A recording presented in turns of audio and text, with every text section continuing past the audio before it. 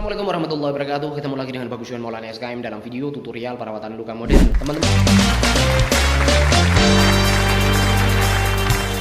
Teman-teman, hari ini saya akan share materi tentang jaringan yang terdevitalisasi. Seringkali di awal jumpa dengan pasien, keluarga itu menanyakan prognosisnya. Ini kira-kira bisa selamat nggak? Ini kira-kira luka ibu saya ini bisa selamat atau memang ini bakal jadi jaringan mati dan harus amputasi dan sebagainya. Nah, ini sebuah pertanyaan tentang prognosis ini sering terjadi dan sering dilimpahkan ke saya. Nah, otomatis di situ saya harus menjawab. Nah, menjawabnya bagaimana akan saya jelaskan pada video kali ini. Sebenarnya bahasan ini memang tentang jaringan terdevitalisasinya. Beberapa saat yang lalu saya pernah membuat sebuah video tentang apa yang akan terjadi pada jaringan yang terluka.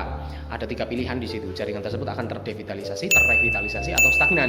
Nah, dalam video kali ini saya akan membahas satu persatu itu. Nah, yang pertama adalah tentang jaringan terdevitalisasi. Jaringan yang terdevitalisasi itu artinya jaringan yang sedang menuju proses kematian jaringan atau kerusakan jaringan. Jadi menggambarkan sebuah proses ketertujuan mengarah ke sana, sedang menuju ke arah kematian jaringan atau kerusakan jaringan. Kalau jaringan yang terrevitalisasi kebalikannya, ini sedang mengarah ke kehidupan jaringan, kembali seperti semula atau menjadi kembali bentuk yang seperti semula, seperti sedia kala. Itu namanya terrevitalisasi, gitu ya. Nah, jaringan yang terdevitalisasi yang menuju ke arah kerusakan itu timbul karena apa? Kita bahas penyebabnya dulu nih. Setidaknya sudah saya rumuskan ada 5 penyebab jaringan terdevitalisasi. Yang pertama adalah adanya proses infeksi. Kemarin saya analogikan sebuah peperangan. Kalau dalam dunia kita manusia, peperangan antara manusia dengan manusia, otomatis kalau ada perang banyak kerusakan, ya kan? Di lingkungan kita, fasilitas umum, rumah-rumah, alam semuanya juga pada rusak gara-gara adanya peperangan. Nah, ini juga yang terjadi sama pada tubuh kita. Kalau ada peperangan antara antigen dan antibodi perang, otomatis lingkungan sekitar pada rusak. Ini mungkin bisa dipahami secara mudah ya dengan analogi seperti itu. Yang kedua, penyebab jaringan bisa terdevitalisasi atau menuju ke kerusakan adalah karena adanya inflamasi atau peradangan yang memanjang. Stadium inflamatori atau fase peradangan pada fisiologi kesembuhan luka yang secara normal itu bisa terjadi 3 sampai 5 hari. Itu secara normalnya seperti itu. Artinya kalau kita bisa dengan smooth, dengan mudah, dengan wajar, itu bisa melewati fase peradangan 3 sampai 5 hari. Setelah itu masuk fase proliferasi atau fase tumbuh. Itu kalau normal. Lah, yang tidak normal bisa jadi fase peradangannya ini stadium inflamasinya memanjang sampai berminggu-minggu, sampai berbulan-bulan, bahkan seperti itu. Nah, tentunya peradangan yang memanjang ini akan menimbulkan kerusakan jaringan, akan mengakibatkan jaringan di sekitarnya itu bisa mengalami devitalisasi. Bagaimana sih mekanisme? Saya bahas. Tanda-tanda peradangan kan ada 5. Merah, bengkak, nyeri, panas atau demam atau meningkatnya suhu di daerah sekitar situ, atau panas demam secara sistemik, secara tubuh secara keseluruhan. Yang berikutnya adalah gangguan fungsi. Lihat 5 tanda-tanda ini. Tentunya kalau tanda-tanda ini berlebihan dan memanjang akan mengakibatkan kerusakan. Misalkan bengkak pada jaringan di sini yang secara terus-menerus. Nah, otomatis yang namanya jaringan bengkak, jaringan tersebut pasti mengalami gangguan keseimbangan cairan elektrolit, ya kan? Di situ karena ada enzim neurotransmitter, ada seperti histamin dan sebagainya yang meningkat di situ, mengakibatkan semi permeabilitas pembuluh darah meningkat sehingga si cairan yang ada di vaskuler atau di pembuluh darah itu malah merembes keluar ke daerah intersisial atau daerah antar sel atau daerah ekstravaskuler di situ. Jadi cairannya malah ngumpul di situ. Nah, otomatis kalau kejadian seperti ini timbul dan memanjang selama berhari-hari, berbulan-bulan dan sebagainya, akan mengakibatkan permasalahan-permasalahan yang lain. Misalkan otomatis di situ jaringan-jaringan pengatur misalkan kelembaban tubuh, yang bagian tubuh yang mengatur bagaimana air keluar masuk dari tubuh, mengatur keringat, cairan sebum yang mengatur lemak, yang mengatur basah tidaknya kulit dan sebagainya, ya fungsi itu terganggu. Terus di situ jaringan yang seperti itu bengkak, otomatis akan menekan pembuluh darah perifer yang ada di situ. Arteriol atau pembuluh darah arteri yang sangat lembut itu akan tertekan karena adanya bengkaknya jaringan di situ. Nah, otomatis bisa mengakibatkan arteri tersebut mati sehingga ada angiopati atau kematian pembuluh darah. Kalau pembuluh darahnya di situ tergencet, mati, otomatis tidak bisa mengalirkan aliran darah yang lancar ke situ, yang membawa makanan, membawa oksigen dan sebagainya, sehingga jaringan-jaringan yang seharusnya mendapat nutrisi dan oksigen tidak mendapatkan nutrisi dan oksigen secara adekuat. Apa akibatnya? Ya otomatis jaringan-jaringan yang kelaparan tadi yang tidak mendapat nutrisi dan oksigen akan mati, akan rusak. Nah, jadi kan jaringan-jaringan tersebut akan terdevitalisasi juga.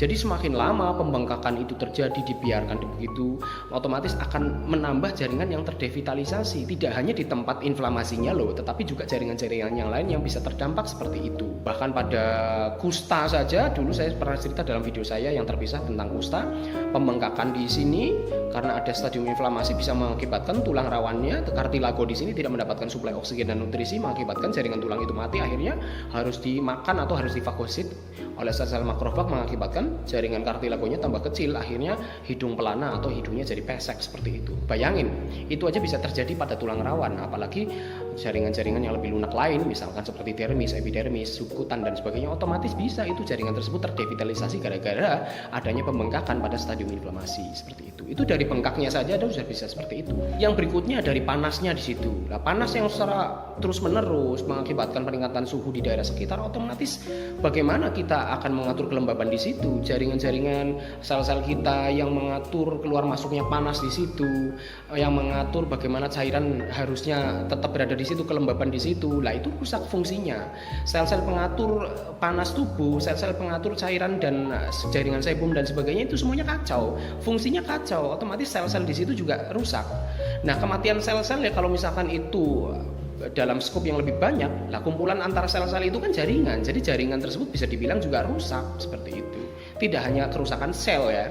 Jadi jaringan yang sedang meradang, jika peradangannya itu memanjang, tidak hanya sel saja yang rusak, bahkan juga bisa jaringan yang rusak, atau lebih panjang lagi kalau misalkan bengkaknya sampai luar biasa hebat ya, terjadi pembengkakan misalkan di sini, pembengkakan yang begitu besar misalkan karena sebuah kondisi inflamasi yang memanjang mengakibatkan pembuluh darah ke sini mati semua, bisa organ sini mati semua gara-gara tidak mendapatkan suplai darah. Nah ini artinya kan sekupnya jadi organ yang kerusak, tidak hanya sel, tidak hanya jaringan. Tuh itu dari bengkak. Terus dari adanya peningkatan suhu. Nah dari merah misalkan, peradangan yang memanjang, bayangin nih sudah kemerahan memanjang pula, ada panasnya di situ. Nah pembuluh darah vasodilatasi, itu kan warna merah karena vasodilatasi pembuluh darah yang melebar. Nah kalau terus menerus melebar, akibatnya apa? Ya mau nggak mau akhirnya pecah juga. Tidak hanya kemerahan, tetapi terjadi perdarahan di dalamnya, perdarahan mikro, bisa jadi seperti itu.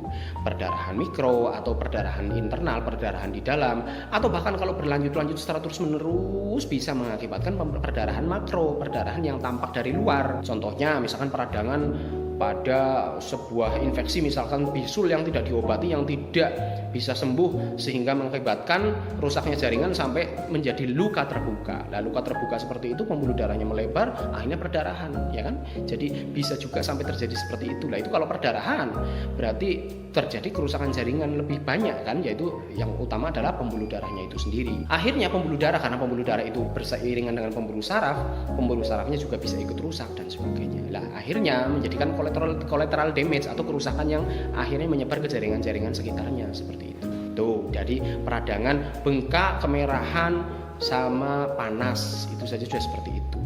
Apalagi di situ bisa mengakibatkan rentannya jaringan di situ. Misalkan terjadi bengkak, terjadi inflamasi secara terus-menerus dan memanjang. Nah, otomatis di sini fungsi pertahanan tubuh kita, kelembabannya sudah kacau, imunitas di sini juga kacau, akhirnya rentan terjadi infeksi, rentan terjadinya luka, rentan terjadinya misalkan kerusakan karena trauma dari luar atau tergesek, iritasi dan sebagainya. Itulah mengapa jaringan yang bengkak itu mudah terjadinya luka seperti itu. Nah, itu dari faktor yang kedua, penyebab yang kedua yang mengakibatkan terjadinya jaringan terdevitalisasi.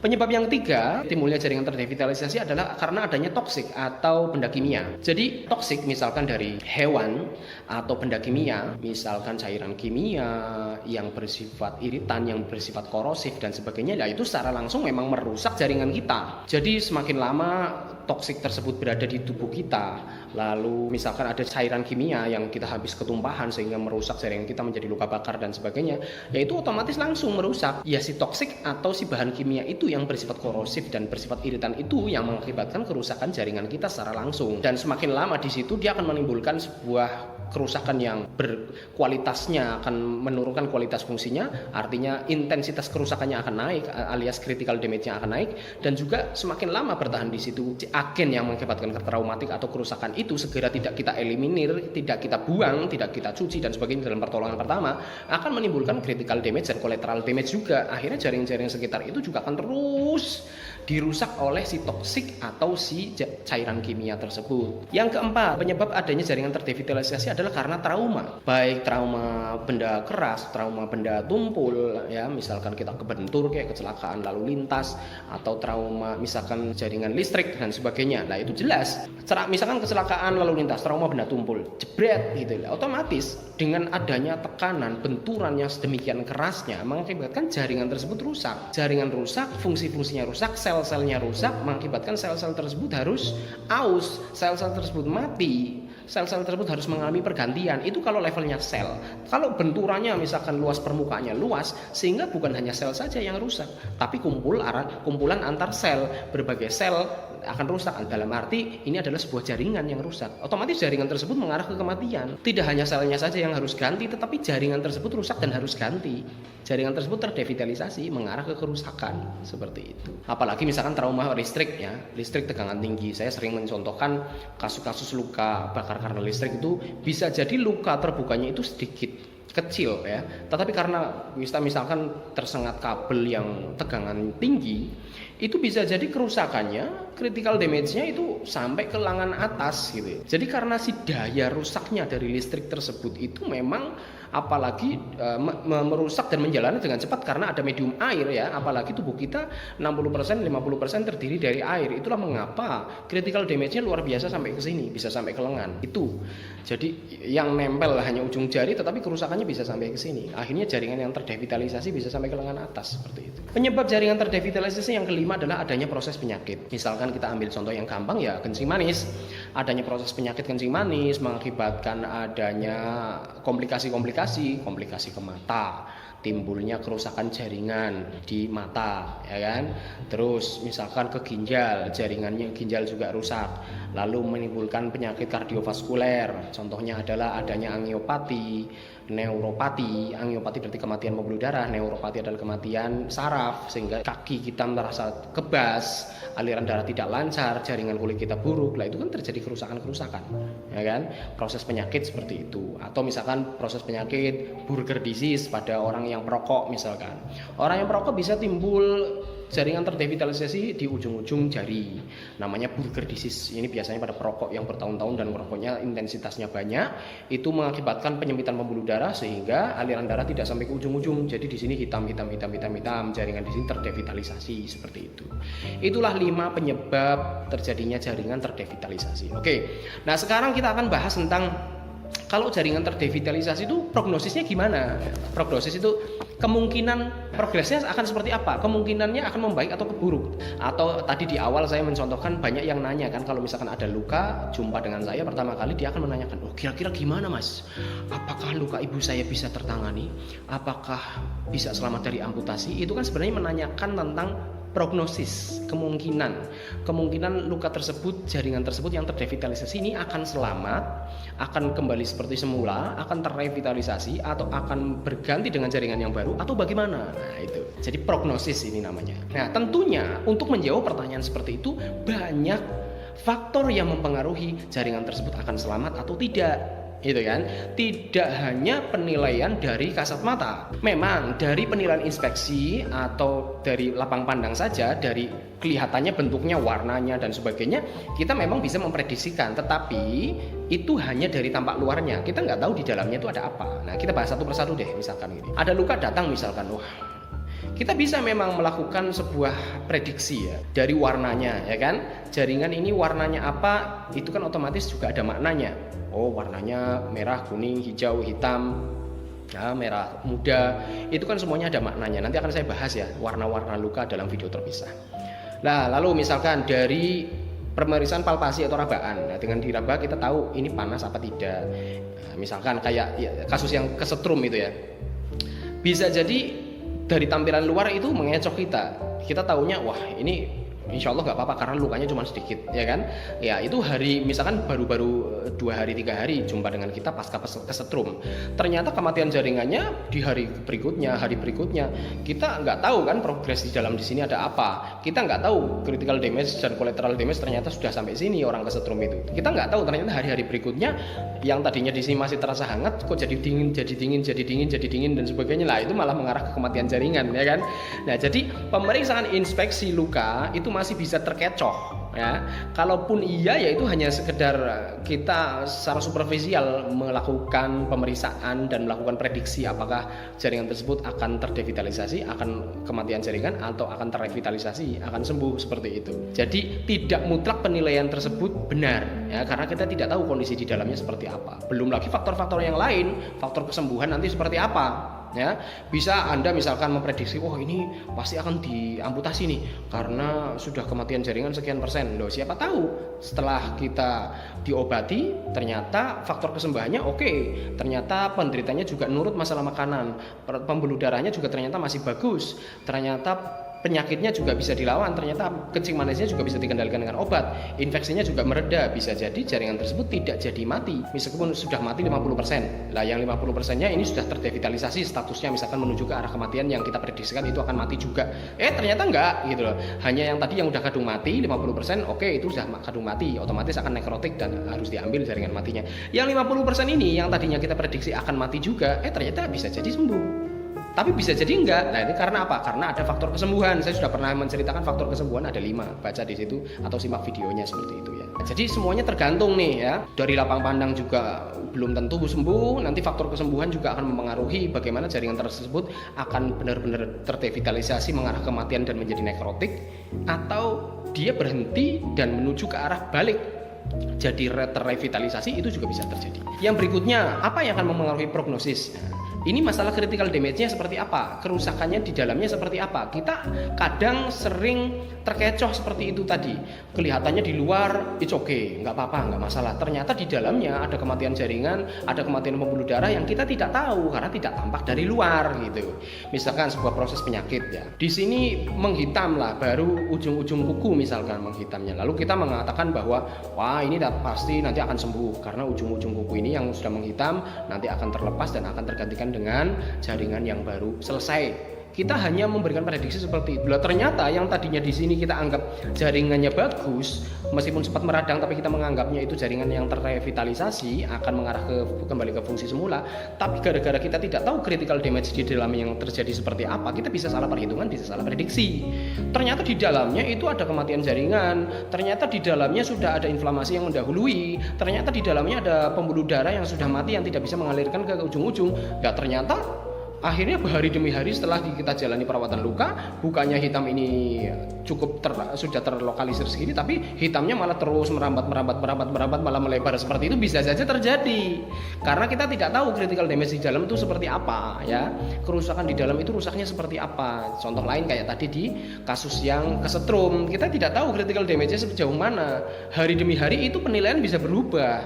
Hari pertama kelihatannya oke, hari kedua ternyata tangannya tambah dingin, hari keempat tangannya tambah dingin, oh berarti ini terjadi kematian pembuluh darah di dalamnya sudah benar-benar terjadi. Nah kita nggak bisa memprediksi itu di hari kedua, ya kan. Hari ketiga juga beda lagi penilaian kondisi situasi kontekstual keadaan kulit dan jaringan di dalamnya itu bisa mengalami perubahan-perubahan seperti itu. Lalu prognosis ini juga bisa terjadi, bisa berubah atau bisa dipengaruhi karena adanya proses antigen antibodinya seperti apa. Misalkan Anda sudah memprediksi bahwa oke, pasti nanti akan selamat deh, misalkan ada jaringan terdevitalisasi misalkan 70%, yang 30% sudah mati. Jaringan yang terdevitalisasi 70%. Anda memprediksi ini tuh yang 70% insya Allah akan selamat, ngomongnya kayak gitu di awal. Tetapi kita nggak tahu ternyata infeksi tersebut disebabkan oleh bakteri yang ternyata sudah kebal terhadap antibiotik yang Anda punya, misalkan dalam klinik pertama Anda misalkan. Wah, ternyata infeksinya nggak turun-turun, peradangannya nggak turun-turun. Kenapa ini kok inflamasi, infeksinya terus memanjang, malah demam dan sebagainya nggak turun-turun? Ada apa ini? Oh ternyata setelah dikultur misalkan diketahui di laboratorium kumannya apa, dia ternyata sudah resisten dengan beberapa antibiotik yang Anda punya. Dia misalkan hanya sensitif pada antibiotik tertentu yang Anda harus impor, Anda tidak punya, harus butuh waktu panjang untuk memesannya dan sebagainya. Akhirnya apa? Karena proses infeksinya berlangsung, proses antibodi dan antigen ini ternyata tetap lebih unggul antigennya, infeksinya terus menang. Yang tadinya Anda prediksi ini mau selamat jaringan terdevitalisasi, bisa jadi malah tidak.